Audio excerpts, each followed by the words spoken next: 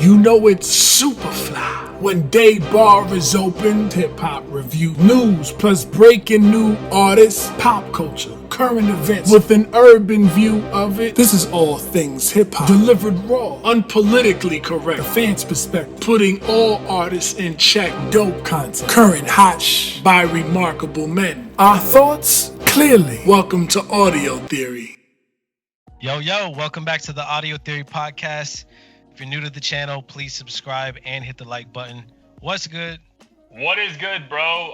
Sorry for the delay in recording today. You had your own issues. I had technical issues. My Mac, which is only 3.5 years old, just fucked up on me.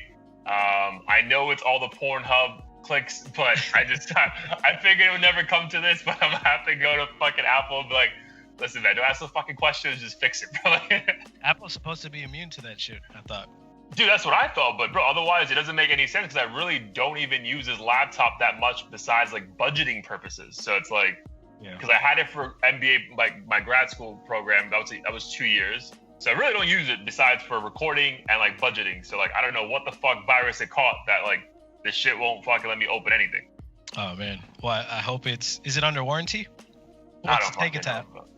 Yeah, I'll take it to Apple. I'm like, bro, like, please just be like gentle. I'm sure it's like one thing where they just go and like, yo, you're good to go, fuck off. But it sucks. Like, I want to go Saturday, but obviously Black Friday when we're recording this right before Thanksgiving. So I hope the malls are just not fucking insane with people trying to get great deals on fucking like iPhones and shit. So I probably might go Monday to be honest, but let's see. Nice. Yeah, I hope. I mean, maybe with the rise of COVID, or at least in other parts of the country, I'm hoping people are gonna be less out and about. Yeah, but for the Apple Store, you make an appointment though, right? Or you just get in line? You make an appointment, but like, I don't know, it's kind of like going to the doctor. Like, you show up and your appointment's supposed to be at 2, but everyone who was late before you fucked everything up, so your shit is like an hour later. I got you. Yeah, but man, yeah, I love it because I mean, I hate it because I genuinely love this fucking laptop. It's just fucking, dude, it's brand new, so I don't want to fucking have to shell out another $1,000 when I just shelled out a good portion of my life savings for this fucking house, so I don't want to fucking deal with this. For real. Well, we'll figure it out. We'll start a GoFundMe or some shit if we have to. Yeah, we'll start a GoFundMe. Yeah. How about you, bro? So I know you're coming back from the location. Well, not the location where you got Corona, but you were in Mexico. So it was a different spot. How are we still celebrating your girlfriend's birthday 2 months later? Like, walk me through all this. Yeah, that's a good question on the 2 months later thing. Well, you know how girls are that they love to celebrate for the whole month. This wasn't even the same month as her birthday, so I had to remind myself that like this is for her birthday and I'm supposed to like pay for this and that. But I think it had to do with, I don't know, some timing with like vacation and us having to do a different one, and like my brother's birthday falling in October, and he's like big on all of us getting together and stuff, so we're like, let's just push it out to November. I think the price was also cheaper, so we said whatever. We were in Cabo, so we had to fly on like our trip to Mexico where we drove. Super dope. We stayed at a all-inclusive resort. Love. Food was awful though. Like, oh dude, so that's the thing, bro. Like, yeah, it has to be awful because if they actually put flavor in it, like, you just get such a wide genre of people who go to these hotels. Is like they don't know how to make sure it's perfect for everyone, so just make it as bland as fucking possible. That's a good point.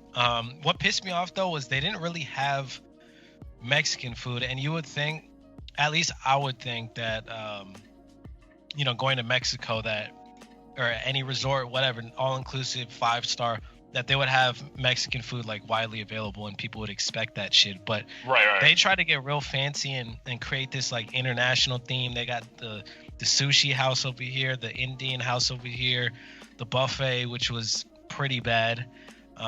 They had this like little ass taco stand called Pepe's Food, and he would make tacos, and that was fire. I had like that line was probably outrageous, right, to get the tacos. It was stupid. Yeah. They weren't anything outstanding, but it was good for the moment. The shots were super watered down to the point where like we ended up blacking out a couple times because my girl was like, we don't need like 1 or 2 shots, we need to just have like 7 to 8 right now to make up. So they were watered down, but there was definitely alcohol in them. Yeah, she was treating the shit like it was 90% water though. I'm like, yeah, and it really hit me at night, because we would start drinking casually like around lunchtime, 1 o'clock, whatever. Yeah. I'd have a shot like literally every 30 minutes or something. I mean, amazing, bro. I mean, that's a good couples vacation because it was just you two, right? It was just us two. Nice. Even though we had COVID, we try to keep it safe and just like stay away from people. We didn't want to get the flu or the cold or any other thing. Did you guys like take a test right before to confirm you were negative, or? Not before, just because I mean I knew I was negative. All right, you just took a test. But I took a test today, and I have another one tomorrow just to be safe. Based on what I read, I don't think it's possible for you to get it like literally the week after you get over it. I think it's supposed to be like several months after or some shit. And even if that. Yeah, and even if that. And if I do get it again, it wouldn't be as severe based on what I hear. I just don't want to give it to like people who are at risk and shit. But we'll see. Pretty sure I'm fine. Knock on wood. Knock on wood. But yeah, it was a dope getaway. Much needed. Very, very simple. Didn't really go outside of the resort too often. Yeah, I mean, which you shouldn't, bro. Like, especially during this, like, you don't want to cop into anything. Like, yeah, just especially if you paid all that money for all inclusive. Like, get your fucking every cent worth of what you fucking paid. That was the thing. Yeah, that first night we got lit. Spent a little too much more than we wanted when I took that picture of us taking the shot. Yeah, that was a dope night. But the next morning we were like, we can't do this every day, otherwise we're not paying for anything that the resort is giving for free. Yeah, nice, dude. That's awesome. For me, what's happened since last episode? So officially closing the house. So I'm a homeowner. I gotta start. Thank you, bro. Cheers, cheers, cheers. I got my La Croix. Nice. So I'm a homeowner. I officially have tenants. I'm also a landlord.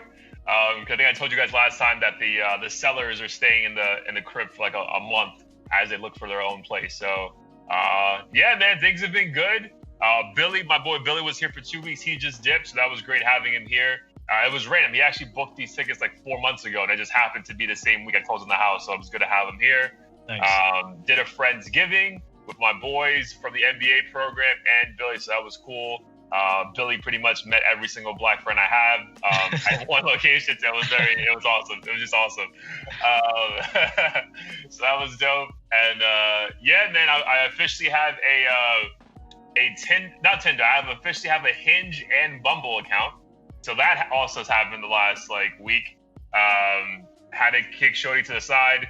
It wasn't working anymore. I'm sure everyone who like knows me and like you at some point was like, well, we heard this story before, but again, I'm a homeowner now. I gotta move differently. I gotta be more aware of my decisions. So I think this was pretty final.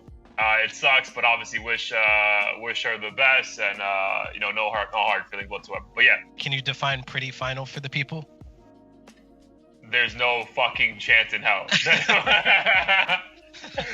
There's no chance, bro. Like none. Like yeah, like this one is like was the I would say like the corny phrases, but like bro, like at some point you need to realize in life, like the situation may change, but like if the way it's being handled it's the same, then there's a fucking pattern. You know what I mean? Like the fights change, but the pattern of the fight's the same thing, right?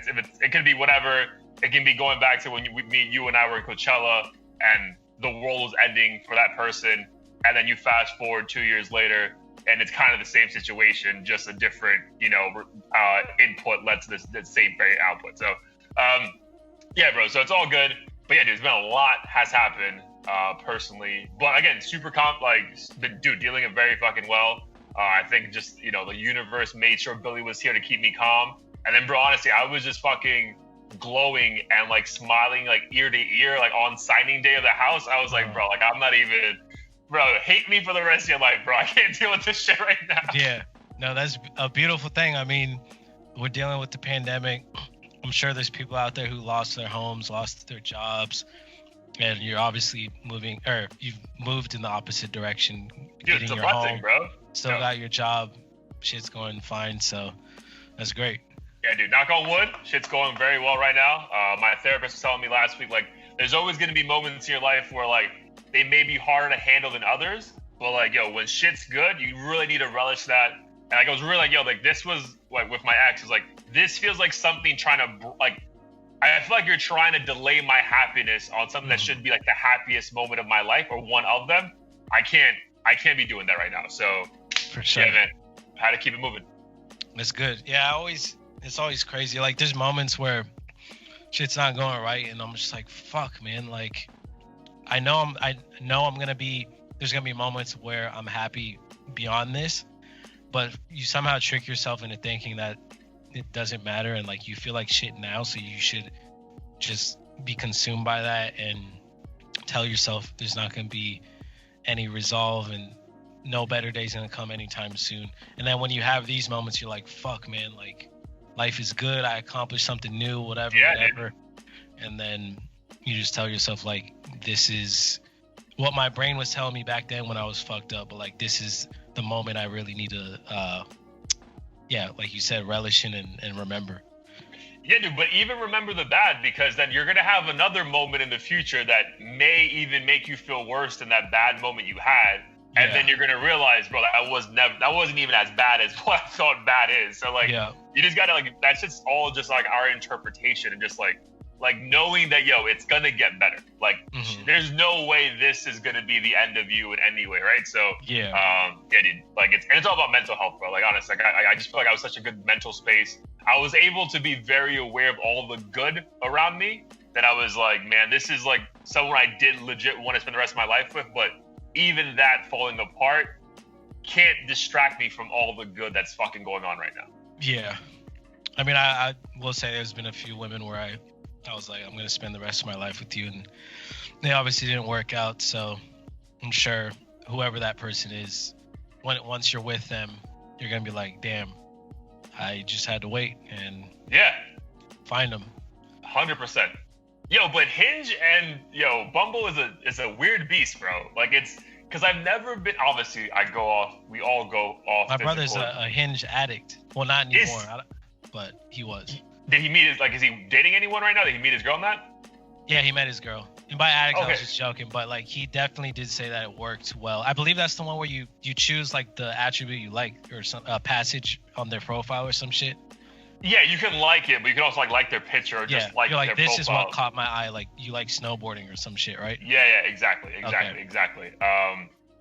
And Billy met his serious girlfriend now. And dude, my boy Billy has never been in a relationship more than a month, so he's like thinking about moving in with this girl. So like, but it's just a different beast, right? Because like I'm used to, obviously there's a physical attraction, but I know the person on a certain level. Like we become friendly first, and this is just like, you're attractive. You also fucking like music. Let's hook up. It's like, well, what is going on? So it's just very different from the approach I usually take. But obviously, the approach I've been taking has led me down a certain path. So it's always good to mix it up.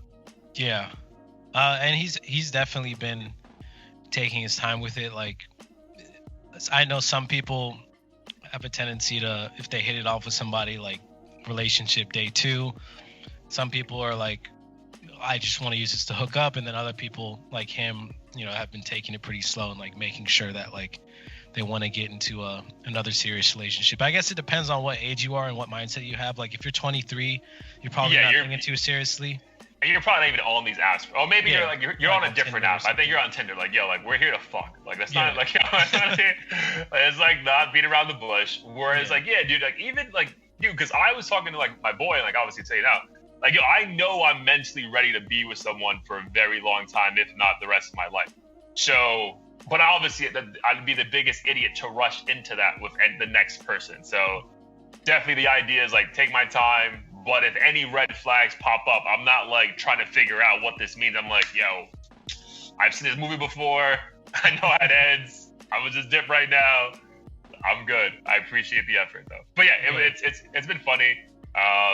People like sending you a rose. You're like, I don't want a rose or a like from you. Let me just move on with my life. You know what I mean? But again, bro, it's just people judging you off 6 pictures and a random line that you like from whatever nonsense. So it's just, it is what it is.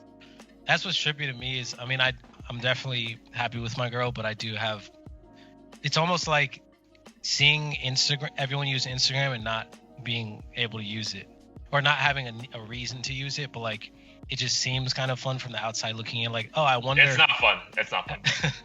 I'm only on 24. I'm only on 48 hours on Hinge and Bumble. The funny and awkward thing is that obviously I didn't match because I didn't click, but a bunch of my ex's friends popped up on it. So I'm like, all right, she's gonna find out I'm on this shit like right away. And like, yeah, that's another.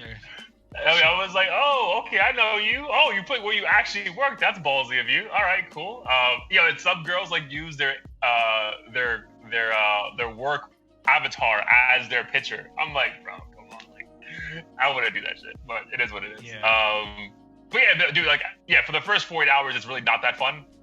Again, I'm sure as I start matching with more and more people, it'll be fun, but it just seems like too much work. But I get it, bro. It's a numbers game. I'm in sales. I get it. You just gotta keep fucking swiping right, and eventually you'll fucking match with someone you actually like. But yeah, bro, it's not fun. I'd much rather just be with a chick and just relaxing, enjoying having conversation. And like, this seems like almost like more work than like, oh, the hot girl at the club, let's go talk to her. But this almost seems like way more work.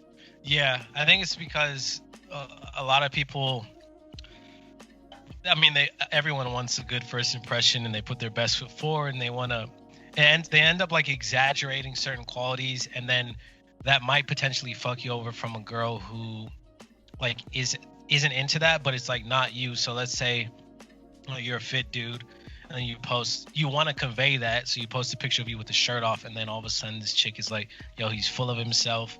Like, look at this douche with his shirt off, and you're like, bitch, I'm just trying to give you like a full understanding of who I am, and I can't do this shit in like 4 pictures. So I'm gonna select like the most eye-catching things, say like the most clever phrases and things like that, and it might end up harming you, and you just have no idea. You have no idea. Dude, that's a great point, bro. I'm like, yo, like, is my picture of like me looking away like just too like posy, like I don't like, and then they're like, look at this motherfucker full of himself, blah blah blah. And I'm just like, bro, I don't know what else to tell you. Like, this is just what the fuck it is. Yeah. Like, for instance, my brother, he's like, a lot of people are kind of weary of influencer type chicks because they might be fooling themselves. Maintenance. Oh, dude, you give me, if I see any digital marketing influencer, I'm like, nope, this is a pass for me, please. Yeah. So I guess I'd never really thought about all those other like intricacies that might make this shit super stressful navigating. Yo, but as I was going through it, and this is a terrible idea, a terrible thought, and I definitely like ask God for forgiveness immediately. Like, obviously, if I'm able to find anyone who I actually like and love, like one day it's a blessing. But I'm like, yo, I'm really not trying to be a stepfather right now, bro. Like, that's like, and I just feel bad for saying that shit out loud, because obviously I have friends and family who have kids and are single. But I'm like, bro, I'm like right now, like, I don't want to be a stepdad. Like, I just don't. So, like, if I see kids in your picture, I'm just not there yet right now. Like, I'm just not. Yeah, one of my homies, he's dating a girl, and I mean, I'm not like super close with him, but I did see a story of him dating this chick, and like there was like 2 kids in the backseat. Bless both of their souls, but in my mind, I'm like, I'm already like considering whether or not I want my own kids, and let alone raising yours and having them fucking pissing on my car seats and throwing food around and paying for their Christmas gifts and shit. Like, it just seems a lot to me, and it's a lot, bro. Like, yeah, it's crazy. And like, bro, again, it's crazy for me to like talk out both sides of my mouth. But like, yo, my mom was a single mom, right? She dated guys, blah blah blah. Bro, even my mom would tell me, like, when I was like 28, 27, like, yo, if she has a kid, no. So I'm like, all right, cool. I'm getting this from the source. All right, cool. I feel better about myself, because otherwise I'd be a fucking asshole. Like, yo, you were raised by a single mom. I'm like, bro, I understand that, but my single mom said never fucking do that again. Yeah. No, that was actually the advice my dad gave me as well, because my mom had 3 kids before they got married. Okay. And then they split, and then I fucking dealt with my mom's boyfriends for a bit, my dad's girlfriends, and he was just like, when it comes to marriage and stuff, like, just make sure you don't marry a woman who already has kids. And his rationale was that the woman will, I mean, kind of naturally side with the kids. So if they're a fucking nightmare, like, it's just gonna be hard navigating that. And then you kind of want to be that father figure to them. But it's like you're not his fucking father, and it's like, oh, so but why am I paying for this shit then? You know what I mean? Like, if it's, like why am I paying for this fucking school then? Yeah, bro. So yeah, that's like again. I'm sure whatever I end up with, I'll be grateful for. But yeah, like initially, I'm just like, man, if we're just like trying to get to know each other, I'm not. Yeah, I don't want to. The idea of having kids right now that aren't my own or just aren't on the cards for me. Sure. Totally. Not to get too philosophical before we transition, but yeah, man. I realized that, like, I mean, a lot of people say, you know, don't dwell on the past, like focus on the future, but I feel like a lot of times I don't even live in the present. Like it's either I'm regretting something I did or said or someone did or said, or I'm looking to the future like, yo, I'm gonna be living like this in 10 years or whatever. But I'm never just like in the moment like, yo, I'm happy with what I have right in front of me. I'm gonna enjoy this activity or this person's company or whatever. Yeah. I feel like that's super important because I don't want to be 65 or whatever looking back like, damn, I was just chasing a bag, never really like enjoy the moments with my friends or whatever else. So I feel like that's super important. Yeah, dude. So yeah, that's a great point. That's kind of like how I've been dealing with everything in my life the past 5 or 6 months. Like obviously I want to, I took care of some things that set me up for a better future. And I can't regret certain things about the past. Like obviously relationship with my mom, like there were moments where it wasn't great, but we recovered. So I got to focus on the good, not the bad. But bro, even this, again, not to get too specific, I'm not going to, give any names, but one of the main issues that my girl had is that we were fighting over some stuff that had to do with the house. And I brought up a plan, like, all right, cool. Like, listen, like, I get you're mad about this stuff, and we're not agreeing at all on what you're asking for, but I love you. I want to be with you. We'll figure this out eventually. Please come to the celebration tonight. And she was like, no, like, we're not celebrating shit. It's not happening. It's super unfair that you're even thinking about celebrating anything right now. And I'm just like, bro, like, I'm sorry, like, this moment of like unhappiness for you is not going to delay how important this fucking day is. Like, for both of us, which I thought it was. But if you're saying it's not a big deal for you, well, it's definitely a fucking big deal for me. So, like, I don't just fucking buy fucking $250,000, like fucking houses all the fucking time. Like, this is a fucking big deal. Like, so the idea of like, postponing your happiness to make someone else fucking happy just seems like fucking terrible. Or, dwelling about the future and not being in the fucking moment, right? Like you were saying, like, why would I worry about a fight to get resolved later on when I can just focus on, all right, but I want to be happy right now, and that's all I'm going to do. Yeah, no, for sure. That makes total sense. Yeah, man. Well, it made sense to me. I don't think she agrees with it, but hey, here we go. You live and you learn. You live and you learn, bro. Life is what it is. Oh, side note, bro, because in the movie, this line is always used, what happens, happens. Have you seen Tenet? Yeah, I did. And I was disappointed, but I definitely enjoyed it. Okay, so that was my point. You can't say it's a bad movie, but damn, was that shit confusing, bro. That's what I was like, what the fuck is going on? What bro, is this I feel like I was watching a boomerang. I'm like, bro, what is happening? Bro, did you go high or you went sober? I went sober, and I'm sure if I went high, my ass would have definitely been... I think it was so confusing. Being high would just confuse you more. So, like, I personally think if I was sober, I may have left the theater, bro. Because, I was thinking about it. Like, it's 2.5 hours long. That's a long fucking movie. And you literally don't know what the fuck's going on. At least high, I was confused, but accepting. Like, all right, I don't know what's going on. I kind of know what's going on, but this seems a lot. Whereas if I was sober, I'm like, bro, let's just fucking leave because I don't know what's going on. But if you were high, you would have been like, damn, did I smoke too much? Like, should I have not taken that last puff? No. I was very confident, bro. Like, the high helped. Especially because, like, I love Christopher Nolan movies. Like, Inception's, like, one of the best movies of all time for me. And I was mad I didn't watch that high. Because I feel like high, I would have, like, gotten it on the first chance as opposed to, like, having to go read about the exact parts of the movies afterwards. Yeah. But, bro, Tenet... Bro, again, I'm grateful. I get why they were like, no, we're only doing this shit at the theater. Because, bro, like, those Christopher Nolan movies with the sound quality and, like, that shit just looks phenomenal. But, yeah, bro, like, I was like, Yo, in the battle scene, and not to give a spoiler, not to give it away, but if you haven't seen Tenet by now, like that's on you. Go catch COVID and go to AMC, please.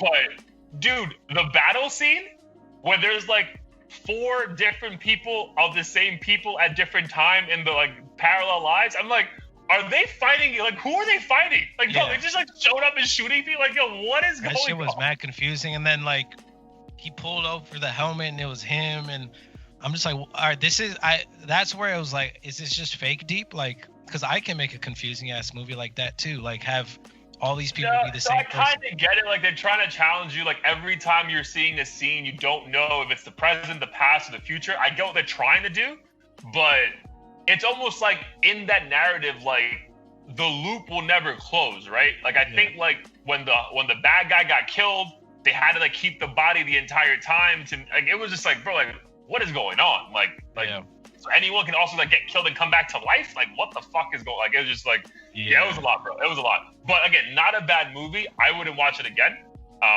But not a bad movie. Like I get what they were trying to do. Yeah, it was one of the few movies where I was gonna walk out and. Yeah, I was gonna walk out, bro. I was gonna walk out. To the movie's disadvantage, half the reason I was like, I'm not gonna miss shit. I've seen the same loop 14 times. What is this motherfucker just gonna reveal that he's the one who did, the shooting 10 scenes ago? Like, the auditorium scene was the only like dope one where I was like, all right, this shit's getting real. Oh, but yeah, that was the fucking first scene of the movie. So yeah, and it was also, I don't know if you saw the extended preview in theaters, but they literally played that whole, I'm not even kidding, the whole like 10 minutes or whatever in the theater as a preview. And then of course that's the first scene, and then once that's over, I'm like, all right, I guess I saw the best part. You saw the best part of the movie. It's done. But yeah, I just had to say that because it was cool, because it was like Billy and I were talking about, we're doing a pre-COVID event, like went to the movies on a Friday night. Like, that's like a thing I would do in the past. So it was cool to go to the movie theaters. What sucked is that they're no longer doing the in-service to your seat anymore. So it was like kind of like back in the old days where you buy your food in advance. And I'm like, bro, you can't just bring the food to me. Like, what is going on? I actually never done dine-in, but dude, I only do dine-in, bro. I've only had the recliners and shit. Is it like both. Club, like where it's like twice the price to do that? Not really, no. I mean, for Billy and I paid $24 for 2 tickets on a Friday night, so it wasn't expensive. But obviously you're also then paying for the food, like whatever you order. So, but the same thing you would do if you were ordering popcorn and shit outside. So. Yeah, that's dope. Yeah, I fucking miss the movies. That's the only reason why. Like, yeah, I don't keep missing. I thoroughly enjoyed it. And like, yeah, now after doing that, I'm like, damn, I kind of hope AMC stays around, because like it's always like, dude, it is unless you have a massive projector. But I don't know. I feel like it's never gonna be the same. But let's go out and fucking just enjoy this event. Because if you're home, you feel way more comfortable on your phone while the movie's playing. Mm-hmm. Whereas, like, if you're in the movie theater, like, I was very cognizant whenever I got a text, like, yo, turn your phone over, because I don't want the light to distract Billy or anyone next to me. So, whereas, like, if you're at home, like, you don't give a fuck. Yeah. Have you gone to the movie theater alone? In the past, I have. Yeah, I saw Hollywood. Whatever happened. Hollywood or whatever? Well, yeah, I saw that one by myself. That was dope, yeah. Nice. No, because I did it for way back when I was unemployed for a bit. My girl obviously had work, and I just didn't want to like be at home doing nothing all day, every day. So there'd be times on like a Tuesday, I would just see a movie that. Oh, I also had AMC Pass or movie. This was when Movie Pass was a thing. Okay. And it was like $10 a month, unlimited movies. So I would see like the shittiest movies ever just because it looked cool in the preview. Yeah. So I would see like 4 movies a week or whatever. And it was kind of weird the first time being alone, because you don't want to look like that creepy guy who's like beating off and shit in the back row. Yeah. But at the end of the day, it's like, who cares, bro? Like, you want to just enjoy. Like, yeah, I gotta say, I got that from my mom, because my mom, dude, huge movie like connoisseur, like loved watching movies. So, dude, she would go to the movie theaters in India all the time by herself. Like, yo, don't want to hang out. I'm not gonna not watch this movie because you don't want to go. So. That's how I started treating like a lot of things. Like, oh, you don't want to go to this fucking festival? All right, well, I'm going by myself. So, like, it was a dope experience, and I definitely would do it again. Nice. All right, cool. Yeah, that was my last little life update. I know we've been giving you guys a lot of understanding of who we are, so I hope you guys appreciate that. All right, man. So before we, obviously Thanksgiving week, but a lot of stuff has happened this prior week. A lot of music came out, bro. Was there any music? I know we're gonna go into Heat of the Week, but the new release that came out, I know it was French Montana, St. John dropped the mixtape. Anything stand out for you? Oh, Jeezy dropped a fucking album. So, yeah. Oh, Jeezy? Jeezy dropped an album. Jeezy dropped, Jeezy. I think Recession Part 3 or some shit. I don't know. No, I didn't really have a chance to check in fully to those releases, and I wanted to give them the proper time. The only one I did, and it'll probably be my Heat of the Week, is Salute by Hit Boy. A single with him and Big Sean. And is it pronounced Fabio Foreign? 504, yeah. 504. I mean, the track itself is dope, and it's not anything that you wouldn't expect from Hit Boy and Big I Sean. kind of disagree, but I'll let you finish. I think Fabio Foreign was out of his element and I think he made the song like super dope. Like I didn't expect him to rap. I've only heard him on those like Pop Smoke type beats. And what's funny about that is that he also they gave him the last verse. He only had like 30 seconds to spit. But And his verse was my favorite. Nice, bro. Yeah. If you listen to his album, bro, 800 BC, I think you'll enjoy it, bro. But yeah, it's a lot of drill beats. Yeah. Remember he was also on that Hit Boy song with Nas, Spicy. And I thought he had a crazy verse in that shit too, bro. But I think the Hit Boy beat actually was more than what you expect, because it was Hit Boy rapping. Like I was like, holy shit! Like who is this? Like I don't see any other features. Like who is this person? I'm like, oh, have you heard him. it before?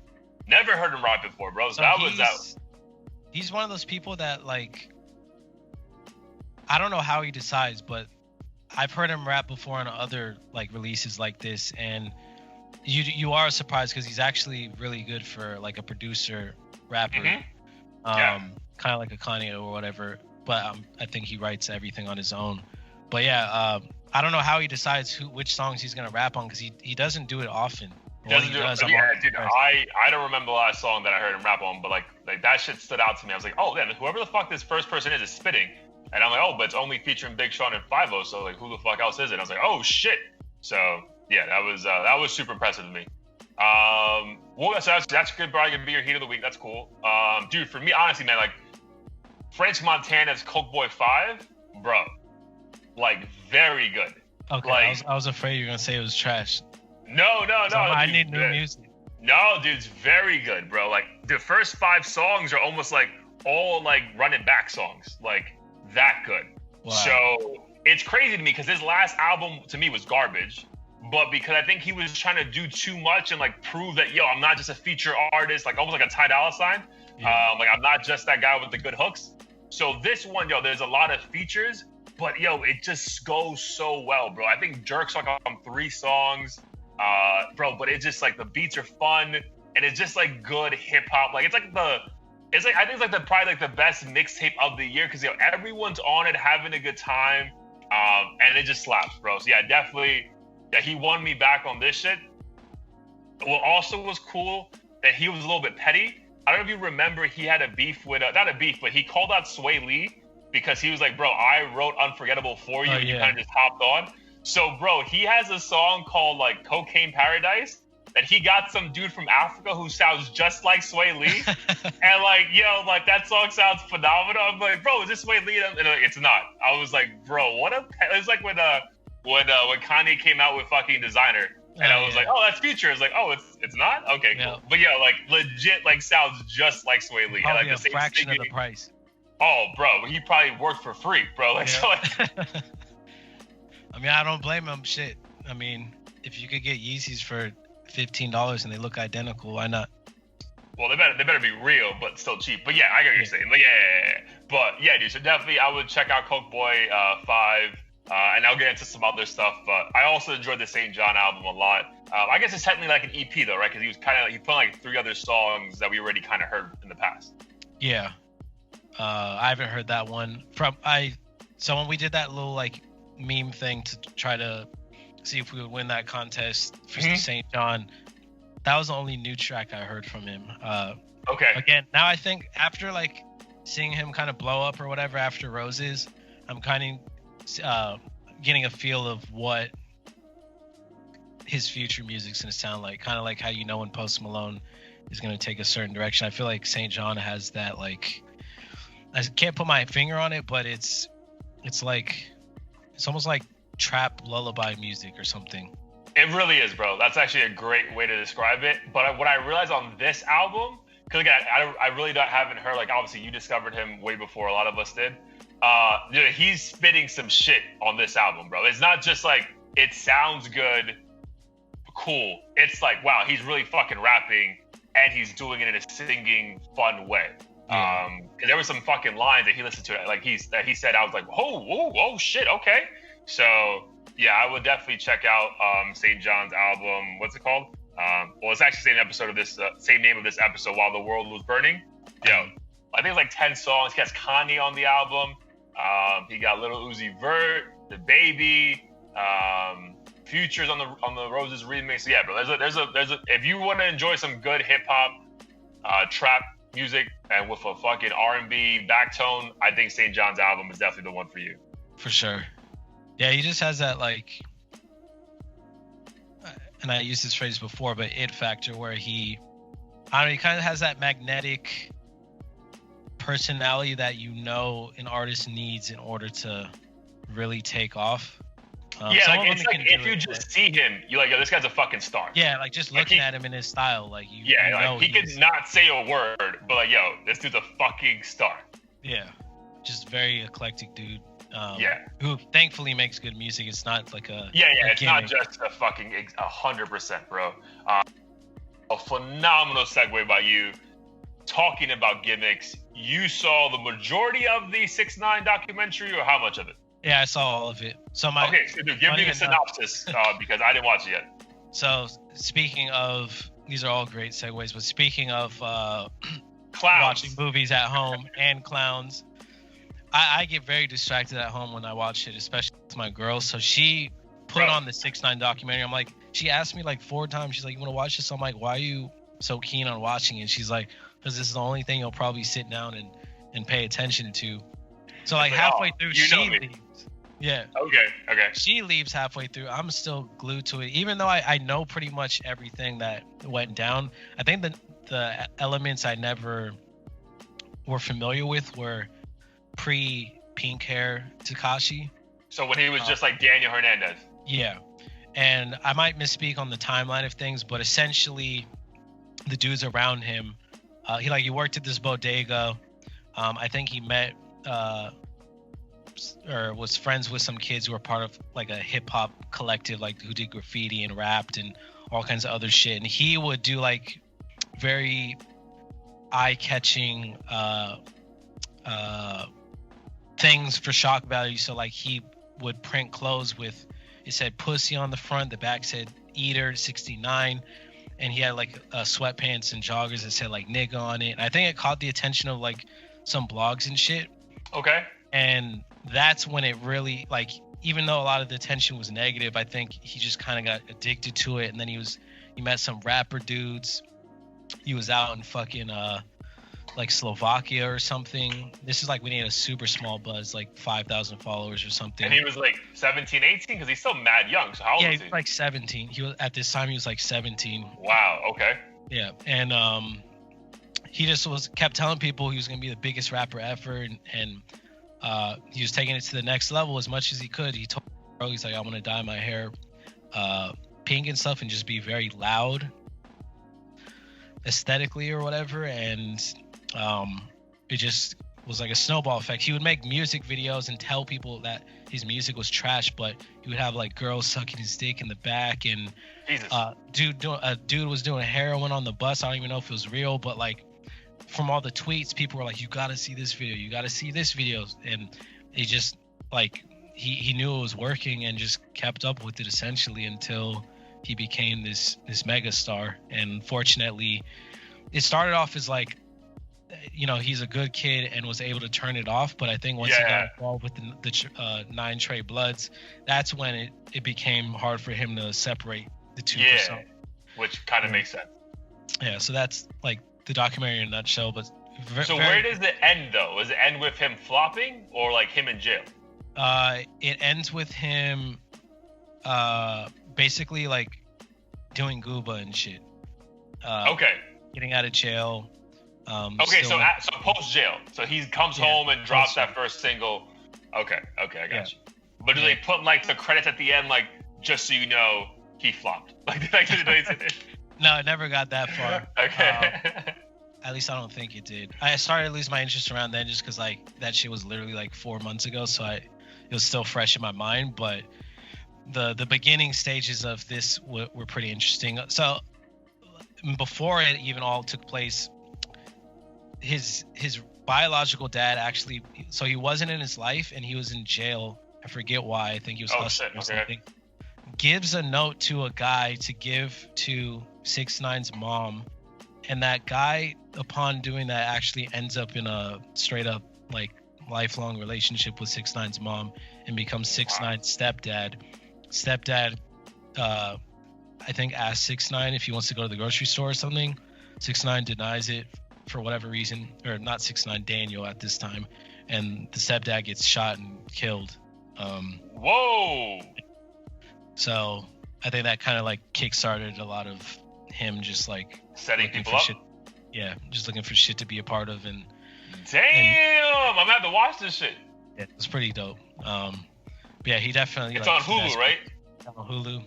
It's called like 6ix9ine something. The Daniel Hernandez stories or some shit. Okay, I gotta check this shit out. Yeah, and I'll probably just like watch it tonight and then like tune off like when I get back to like the current events. So like, oh, I already know this part of the story. So interesting, bro. Interesting. All right, cool. So we spoke about clowns, trolls, the world burning. So officially, multiple sources are reporting as of today, 11/23, that Donald Trump has yet not conceded, but that his group and administration have told Biden's administration, we are ready to transition to your presidency. So your thoughts on that?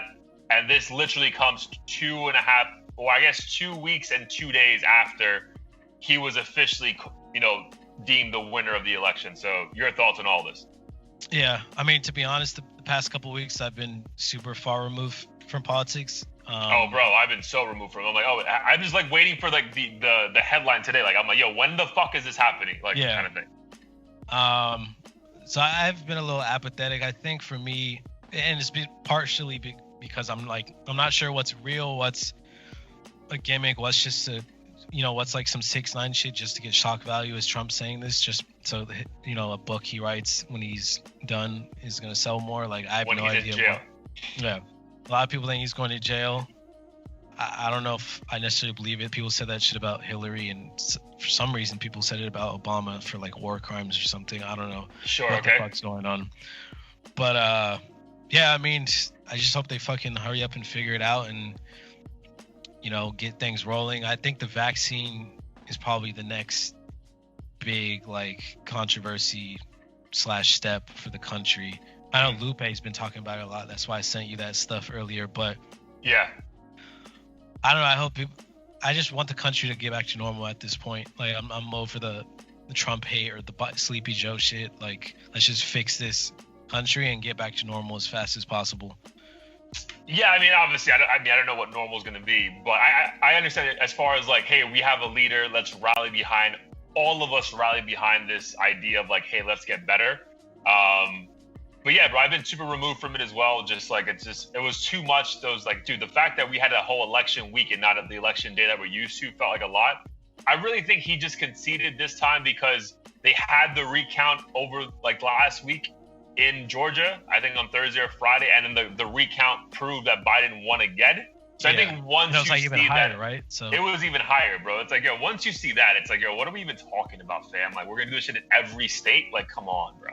Yeah. So yeah, man. I mean, I'm just, again, this shit was embarrassing, bro. That's the reason why I even wanted to bring this shit up, is because this shit was embarrassing. It's like, bro, like, you cannot be called the leading democracy in the world, and then your own president's not respecting the democratic process in our own country. Like, it's fucking terrible, bro. Yeah. So, like, I'm like, bro, come on, fam. Like, take this L, and then whatever happens, happens. But you can't be holding shit up, because, like, another reason why I thought calling this episode while the world is burning is like, bro, like, you delaying this shit is meaning that, like, a lot of people are just fucking, like, deer in the fucking headlight. Like, yo, what do we do? Like, COVID is through the fucking roof right now, bro. Like, this shit is bad. Like, I know in California, they're fucking putting a whole bunch of more restrictions on it. In New York, it's fucking terrible. Like, bro, this shit is bad. And we can have this whole thing of, like, well, let's start raising money for Biden to get... I'm like, no, bro, you lost? Get the fuck out so we can start figuring out how the fuck to solve the current problems, bro. We can't wait till, like, January, whatever the fuck. Like, yo, shit's bad today. Yeah. So we can't be fucking like, oh, I didn't lose. They're cheating. It's like, bro, stop, bro.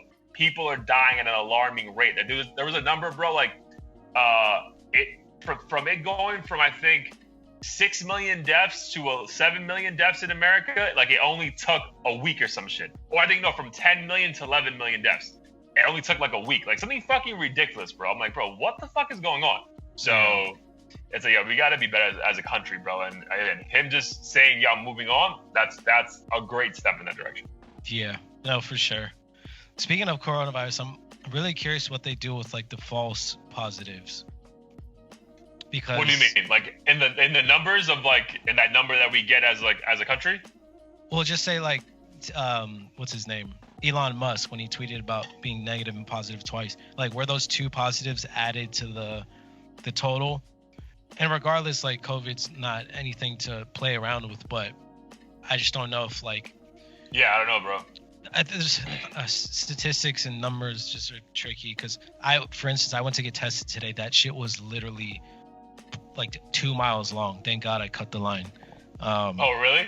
Yeah. But I'm sure out of that's going to inflate or increase the numbers. Not to say that those numbers don't mean anything, but I wonder if there's a correlation between people around the holidays or after summer break or whatever, just being like, well, let me just do this in case. And then also, like, naturally, some people are going to only have the cold or the flu, so they're also, like, paranoid and getting tested and shit, and then actually having COVID. So I'm curious how much that plays into it.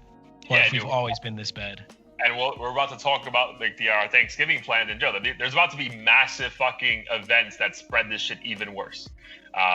So yeah, dude, it's gonna be. Yeah, I don't know the numbers though. I don't know what they do with the false positives, because that's like, why should that pop up against a number that looks really bad when it's, like, wrong, you know? So yeah, but I don't think they have the testing, just not there to, you know, cancel that out. I don't know. So, but yeah, I'm glad that our democracy is moving in the right direction. So it seems. So all you can hope for is that, you know, when Biden properly gets his hands on the wheel, that this shit runs a little bit more smoother, because, again, I've been in my little bubble. I know you have. We're lucky. We're in a good position financially. Thank God, knock on wood. Our family's healthy. You're healthy now. So we're not really, like, too concerned about, like, the outside world. You know what I mean? Like, obviously I want to go out more. But at least for me in Florida, bro, like, there's really nothing that I want to do that I can't do. Like, dude, like, Billy was fucking like, bro, what do you mean we're going out again? I'm like, bro, like, why not? Like, you know what I mean? Yeah. But like, dude, like, we're in a bad spot, bro. Like, it's like we're almost coming on a year of this shit. You know what I mean? So, like, that's the scary part, bro. And, like, this shit seems to only be getting worse. So I really just hope that, again, I don't think we're gonna go back to normal ever. I don't know what that is, what that means, but we need to have some kind of specific all-in vision, as opposed to, you 3 states try this, you 5 do that, you can do whatever you want. Like, no, bro. This is the United States, one plan, let's go with that. And if it sucks, we'll all change to a new plan. But, dude, like, New York has its own rules, but if I land in Jersey, it's different. I'm like, bro, come the fuck on.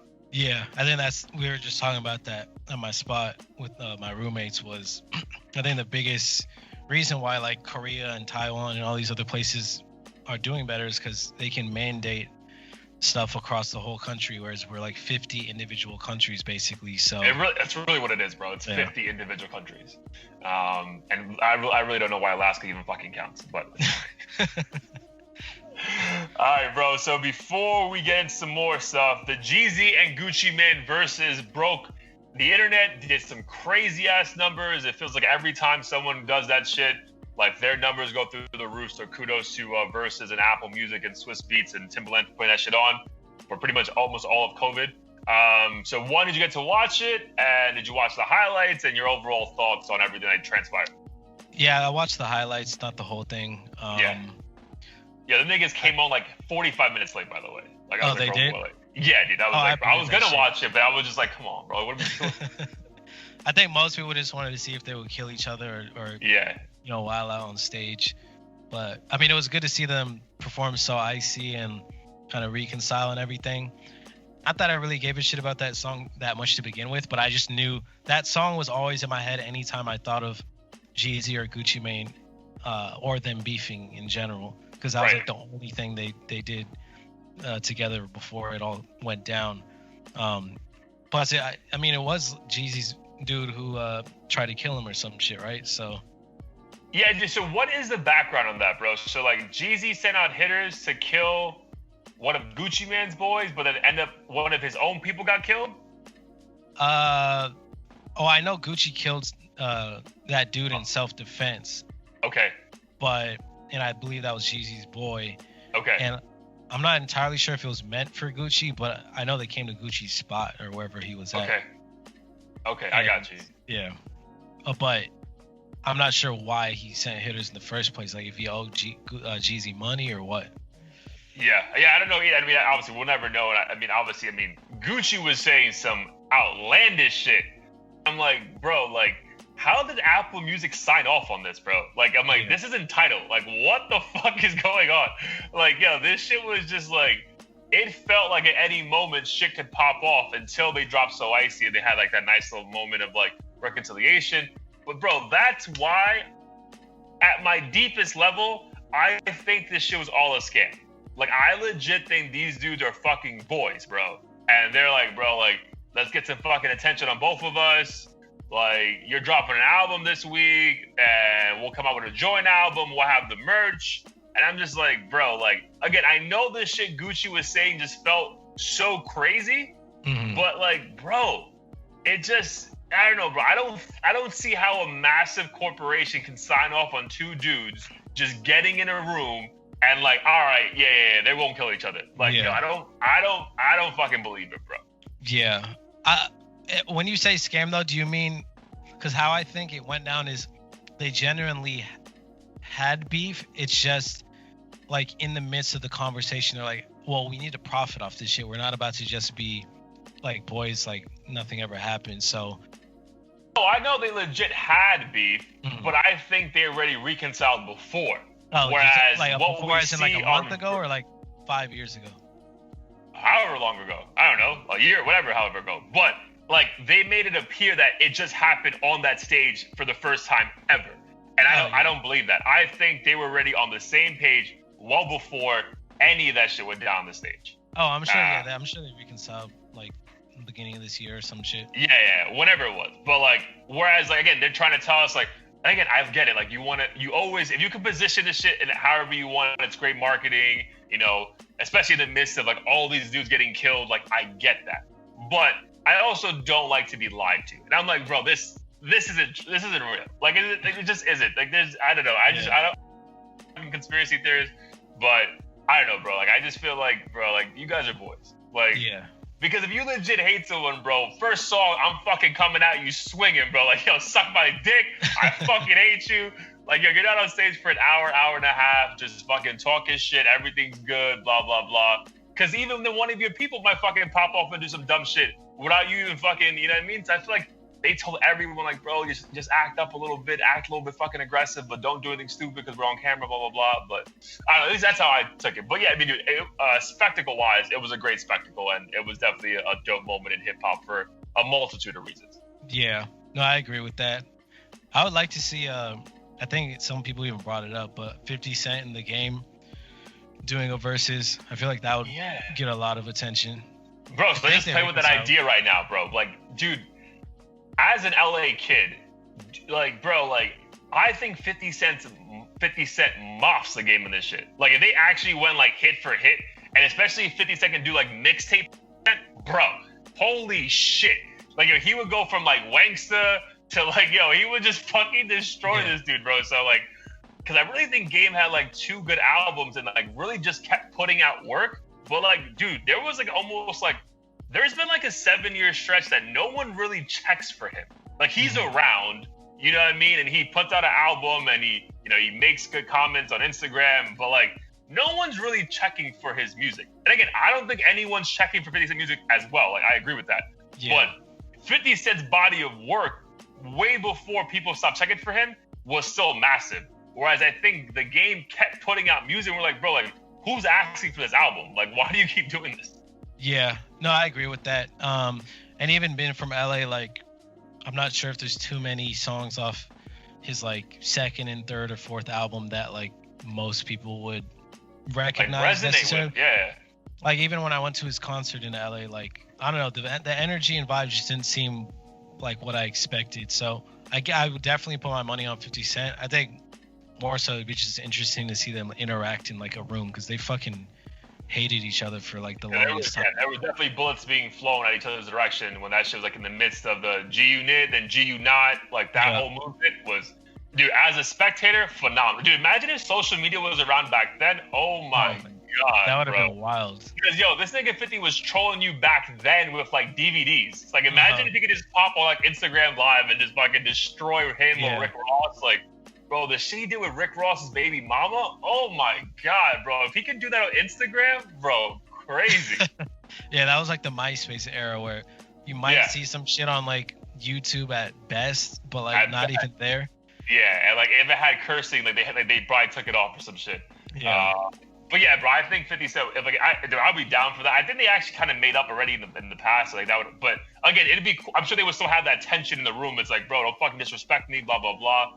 But I think, like, you tell me, bro, like to your point about like Game's 2nd, 3rd, and 4th albums, like, dude, like, you kind of saw so much of 50 Cent's influence on that first album, and then, bro, that first album was a classic, so it's like nothing ever really hit like that album again. So like, I think mentally we're all like, bro, like, I'm not saying he wrote your rhymes, but like, there was definitely something that he did for you that you just don't have anymore. Yeah, I mean, part of it for me was, I love G-Unit, and to see like this LA extension not only be promoted and be part of the group, but also be actually super talented.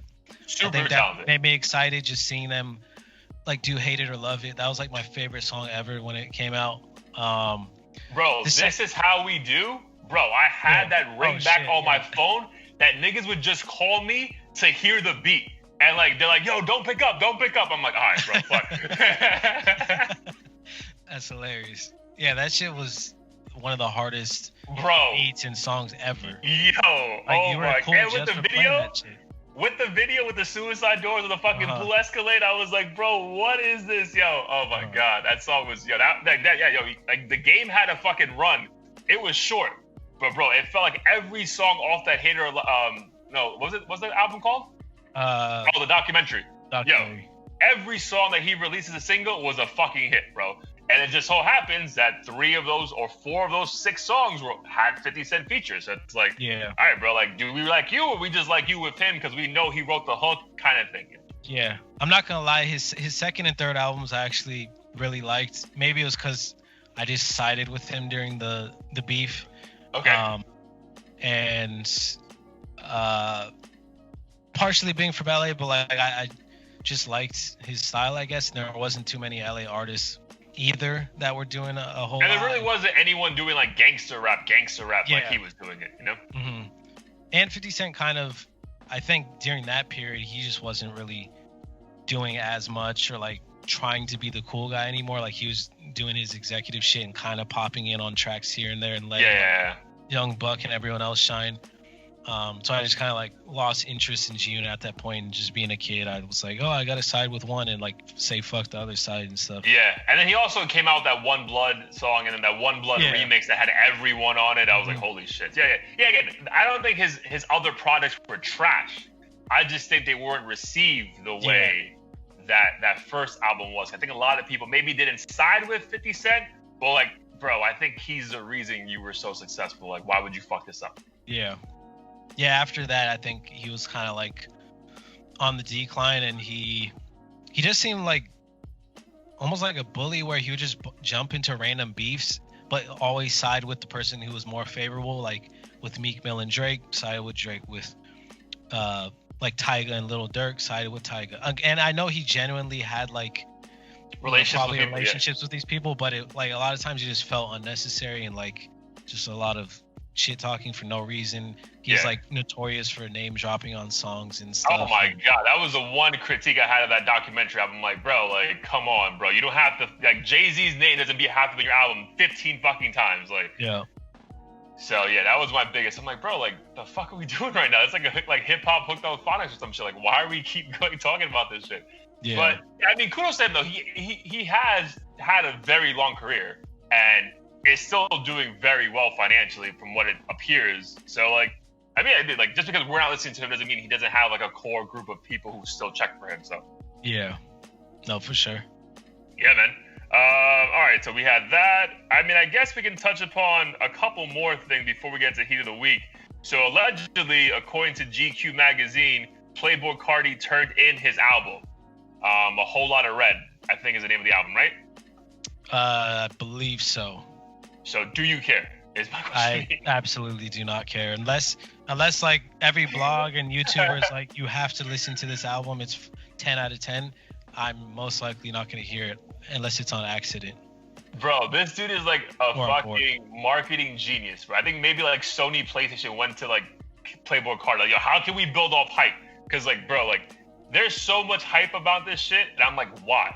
And like, even when we had that example of him not being a good rapper on that Drake song that he was on, I'm like, bro, like, come on. Like there's nothing that he says on a record, you're like, oh my God, this is what the fuck I needed in my life. So I'm like, bro, where is this hype coming from? But again, it's like TikTok videos or something. Like, I just don't get it. Yeah, I was actually looking at some TikTok videos earlier. I'm like, these fools are so bad at dancing. It's not even like some shit. Like, some of them are just awful or just very mediocre, and they literally have, I'm not even kidding you, like 50 million followers. Bro, yes. And dude, it's funny, like one of my friends at work was telling me, because dude, remember us growing up like in that late 90s, early 2000s, and we went to school dance, what did we do? Yo, I can't dance, I'm gonna grind the shit out of this girl in front of me and have the best time of my life. So dude, I wonder, like, once school reopens for this generation of kids, is it just going to be them in a corner just doing TikTok challenges and just like, you know what I mean? Like what the fuck is this childhood, bro? Because like ours is like, bro, we can't dance for shit, but yo, I'm gonna look at a fat ass and just jump on it and like, we're good. And like, these kids are legit just focused on fucking like the most dumb shit you've ever seen in your life. Yeah, so I gotta send you some of these videos. They made me angry, and like, I'm genuinely like inspired by people like these kids who are able to build these followings and build wealth off these videos. But some of them, I'm like, I don't care. It has nothing to do with me being old or not understanding. Like, this is objectively a horrible video that anyone could make, and it only has these views because this person's like a pretty boy, or dude, they're selling some shit. I don't know. It's weird. Yo, have you ever seen, I know that because I sent you this, I've never seen any of her videos. I just know she's friends with the Kardashians, and she has a fat ass and like is very attractive. Addison Rae's TikTok page? Oh yeah, Addison Rae. So I've seen some of her stuff. I mean, because she got famous off TikTok though, right? Yeah, she got famous off TikTok. Let me just check her age before. I think she's loaded, bro. She's 20. She's 21. Yeah, so she's like probably the most famous TikToker. I don't know why, but I've seen her videos, and they're not even like explicit, and nor do I want them to be. Oh, they're not at all. No, it's just like her being goofy and laughing. Yeah. But bro, there's something. But it's all the same shit. It's just, and like half the time the dance doesn't even make sense for the song, or it'll be like a King Von song, and they're like just like smiling, doing this and that, and I'm like, life is good. Life is good. It's like he's dead. Yeah.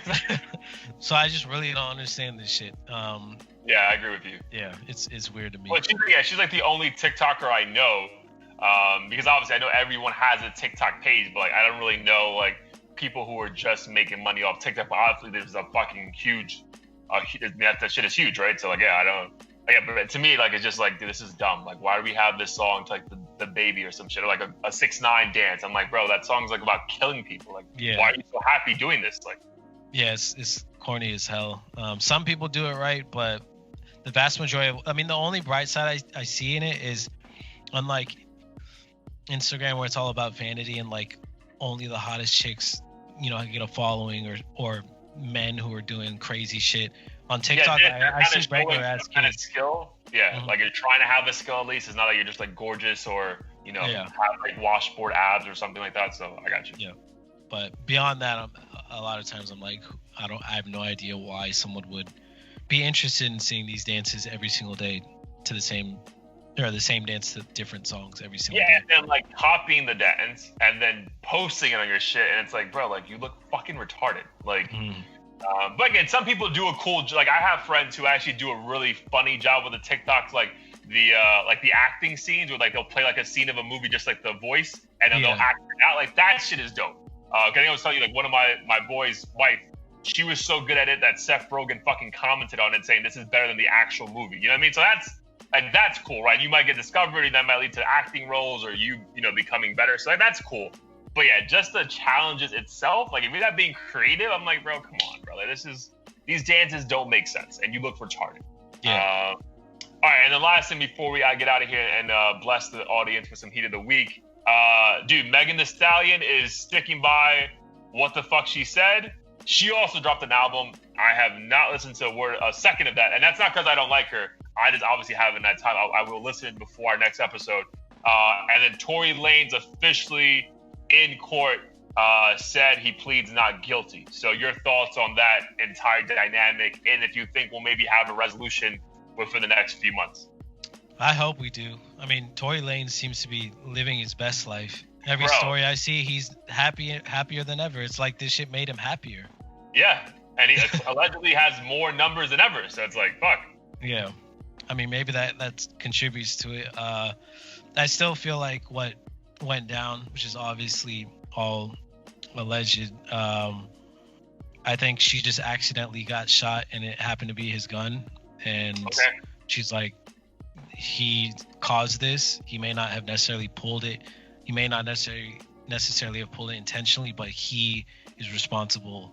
And I feel like that's what's going down. And he's saying he didn't shoot her because maybe technically he didn't, but like somehow something happened and it's just an accident. So yeah, we'll see. Yeah, dude, it's messy, bro. But it's funny how like usually these messy things stay like on like the local hip hop blogs. And it's like, yo, this shit is messy on a nationwide level. Like, bro, she's doing GQ magazine fucking full on multiple page interviews about he shot me, terrible human being, he tried to pay me off. Like, I'm like, holy shit. So that's why I feel like this shit's just like too big to fail for her, bro. Like I'm rooting for Tory Lanez. I genuinely think that he's innocent. But, bro, I feel like there's a massive machine behind Megan right now that will not let her lose this shit. And I'm not saying he's gonna lose, because maybe he doesn't go to jail. Like maybe like a settlement or something. But I don't think she's ever gonna come off that story, because she now seems to have way too much to lose as opposed to him, right? Because if he doesn't go to jail, like, all right, well, the technicality, blah, blah, blah. But she still like feels good about, yo, I was shot, I'm a victim. But if it comes out she's lying, bro, her career is done. Like, done. So that's why I think this shit will end up being best case scenario for Tory is like a settlement where he gets no jail time and like pays her, something. Yeah. I feel like that's what'll probably end up happening. I don't know if of course she's going to say he tried to pay her off, but it very well might have him just being like, I didn't do it. What is this about money? Like, just take this $2 million or whatever. Yeah. Leave me alone. Shut your fucking mouth. Yeah. But maybe and she could be bitter and just be like, I want to ruin your life, like end your career, do all this, and we'll never necessarily know why exactly she's bitter in the first place. There's all kinds of theories, but only they know what really went down. Yeah, exactly, dude. So hopefully, that truth comes out at some point, or some version of the truth that makes sense. But yeah, bro, it's just so funny to me how like, yo, this shit's like on the biggest stage of like American pop culture, and it's just like it is what it is. Like, like It's it's wild. great to watch. Like if you're not like one of their friends or family members, like if I just us, but like, damn, bro, that's like, yo, again, like, someone's lying, bro. Like that's the crazy thing, and like they're not backing down, and it's like, bro, wow, this is fucking crazy. Yeah. I think I'm just kind of like also desensitized to it too, because I mean, we've obviously had rappers like literally dying and being murdered and being shot, and something tells me that whatever went down between Tory and Megan was an accident. And unfortunately, like it makes it hard for me to makes me hard. Like I'm not wrong.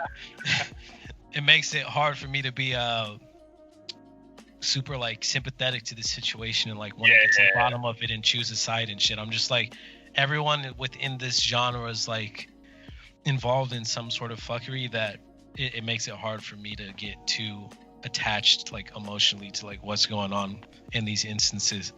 No, I agree with you, bro. I agree. Yeah, so like it's I think we were both like, even I was like, I moved on with it, but like, yo, when it's like every week she's either interviewing with Forbes or Times or GQ or BET, I'm like, bro, like we're still talking about this shit, like, Yeah. you know what I mean? Well, that's the crazy part, but it is what it is. The truth will come out at some point, and again, I just hope the no one gets too affected where they can't even have like a livelihood afterwards, which would be fucking terrible.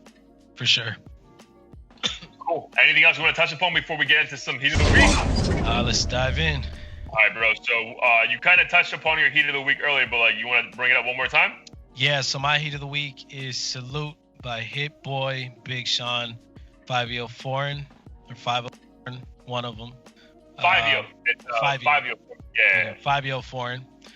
Song's called Salute. Super fire beat. I think everyone on the track delivered. It's first time Danny here heard Hit Boy rap.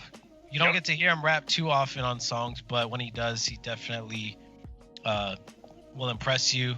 I'll have to show you some other tracks that he's rapped on that he's done very well on. Again, like when I heard him on those before I even knew he raps, I'm like, oh, this is him. Like he sounds So just good. as polished, just someone who like is not trying to be a producer.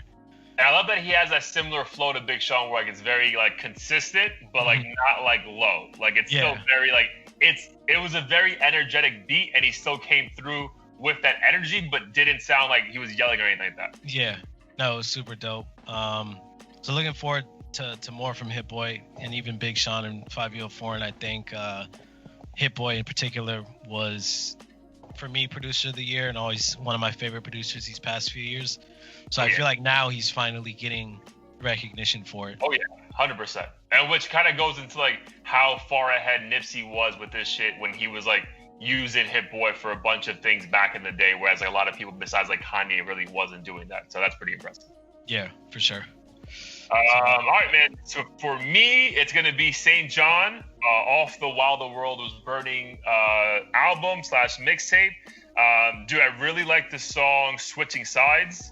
It's about him talking about a girl that he was with and how like it's so convenient and how when things are finally going your way, these people just change on you. Like it's a really good song where he's actually like, it kind of reminds me of, and he has a line in the album where he's like, I want to be the next Kanye. Because this album really reminds me of 808 and Heartbreaks, where we never had a rapper talking about like emotional shit, but over some like really heavy beats, right? Because obviously we have Drake, but like Drake came from that.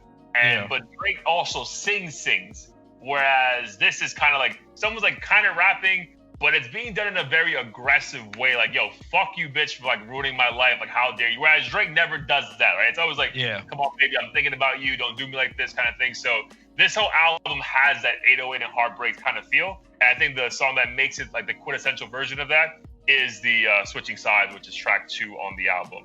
Nice. But there's a bunch of stuff, dude. Ransom with Black and Kalani, Quarantine Wifey with JID, Pray For Me featuring Kanye West. Like, bro, there's a bunch of standout songs. So once you finally listen to it, bro, I think you'll be pretty content with the result of the album. So yeah, I got to check it out for sure. He's definitely one of my favorite new artists who I feel like is in that like underrated phase and still kind of finding himself and getting Yeah, dude, but there's even a song that he, in one of the lines, he's like, bro, I've been out for 5 years. Why am I only popping now? Like, it's funny, like, he says that because, like, that's what you were saying when you first brought him on, like, all the episodes. Yeah. Like, it's funny how, like, he's like, bro, I should have been popping off, like, 5 years ago. Like, what the fuck? Yeah, that's what always trips me. I mean, even with like Post Malone, he released Stoney or whatever, didn't like And, like, late make any 2016. do any damage to the charts, and then all of a sudden, like, people are like fucking with him like he's a god. Yep, 100%, bro, 100%. Yeah, so it's crazy, but yeah, it's a good album. And yeah, I definitely think Switching Sides is one of the standout tracks for me. Yeah, he should have named the shit Better Late Than Never or something. Yeah, but I think While the World Was Burning is kind of dope because I think it's about like whatever his most recent relationship is, and like literally the world is fucking burning to the ground. So it's like, yeah, I can see that. That's true. Yeah, but it was cool that he has like a bunch of songs with like that, like with JID. Like it's not obvious features, which I appreciate on this album, right? Because it's not like the Little Baby feature, baby feature. It's like artists, like, you know, you only have this feature if you fuck with that kind of music, which I appreciate. Yeah, that's dope. That was kind of my fear when I first saw that he announced the feature list or whatever. I thought he was gonna put all the obvious features and just like fuck this shit up. Like Homeboy 5 with French Montana, those are obvious features, but it still works. Okay. But I feel like when you're a new artist with like St. John, like you don't really want to become that guy that needs features to support you. Mm-hmm. Whereas he really does carry all these songs by himself. So like I respect that more because again, like I love Post Malone, you know that, I know this, but like he kind of just like, bro, that last album, Hollywood is Burning, whatever the fuck it's called, bro, like too many fucking features, too many. and then the songs are still only a minute and a half long. So it's like, bro, what are you even giving me right now? So in hindsight, I would definitely say that was this is like extra audio theories right now, but I think that was his most disappointing album out of all his 3 releases now, I think. Absolutely. I was hyped just because he released something new, but I think a couple weeks later I was like, you know what, there's not a whole lot on this that I want to hear again. Fam, when I was at his concert for that album, dude, he literally could have finished his set in 20 minutes. Cause like, bro, it's like just banging these out. I'm like, bro, what the fuck? Yeah, because like, if you're performing any of those songs and you don't have the artist who you're featuring with, then the song is just like a hook, your verse, a hook, song's over. It's like, bro. Yeah.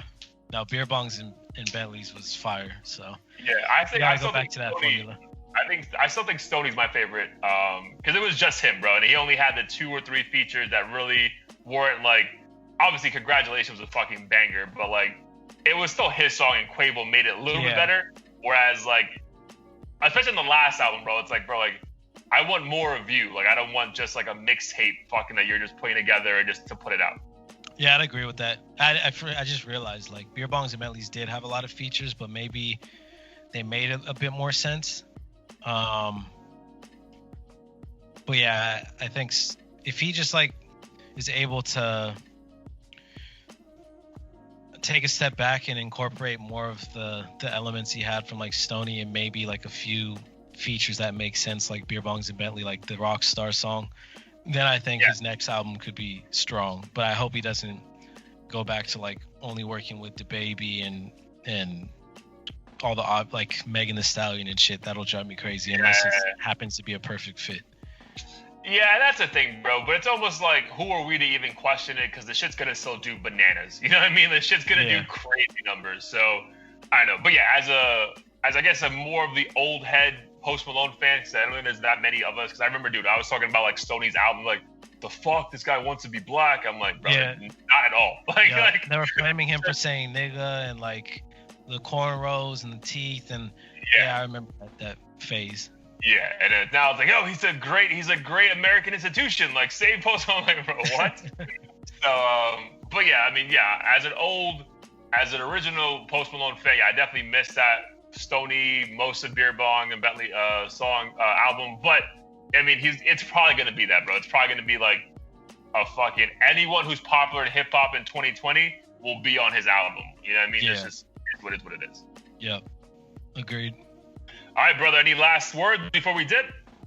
Nah, stay Rona free. I mean, it sounds like this doesn't really apply to us at this point in time, but. What are your plans for Thanksgiving then? We're actually going to my mom's house. We're just gonna kick it on the roof to. You and Sarah? Just me. Nice. Okay. So me and my brothers, my aunt, and a couple of my uncles, and a couple of my cousins, I think. Okay. So kind of pushing the limit technically. It's just dry snitch on myself, but. Well, this is dropping after Thanksgiving, so we're good there.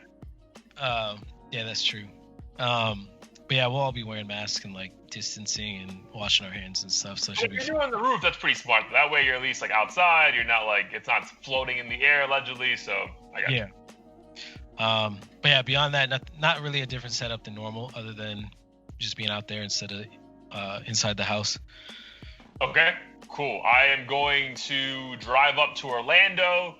We're doing a little tradition where it's me, my sister, my sister's daughter, so my niece, my brother, and this time his girl. We got an Airbnb for the 5 of us. Massive Airbnb, pool outside, cooking. That way she's not cleaning everything, and we just have more space to do stuff as opposed to like, you know, us like sharing an air mattress or whatever that nonsense is. So yeah, just driving up to Orlando for 2 nights, 3 days, and then yeah, just taking it. Dope. Should be fun. We'll have fun. Make sure you grub as much as you can. Oh yeah, we're eating good, baby. No turkey actually this year, Okay. but we're gonna have a lot of food for sure. Why you think the government's microchipping the turkey? Nah, dude, like as Dominicans, like we don't really care for turkey, bro. So Yeah, we're like, why are we doing this? Like, you know what I mean? Like it's dry, it takes forever to cook, and the house is on fucking like it's a fucking sauna all day. And it's like, dude, let's just not make turkey. And I'm like, all right, like I want lasagna. As long as I have stuffing, I'm good. Oh, Like, so as far I as, think we talked about it last year when we Yeah. did the episode. Stuffing is underrated. As a kid, I hated it for some reason, but I was like, As yo, an I missed adult- out on this shit. Oh my god! As an adult, like it is necessary, bro. So yeah, you can make whatever the fuck you want to make me, Chanel, which is my sister's name. But like, yo, I need to have fucking stuffing on my plate. So we're good there. Yo, agreed, 100%.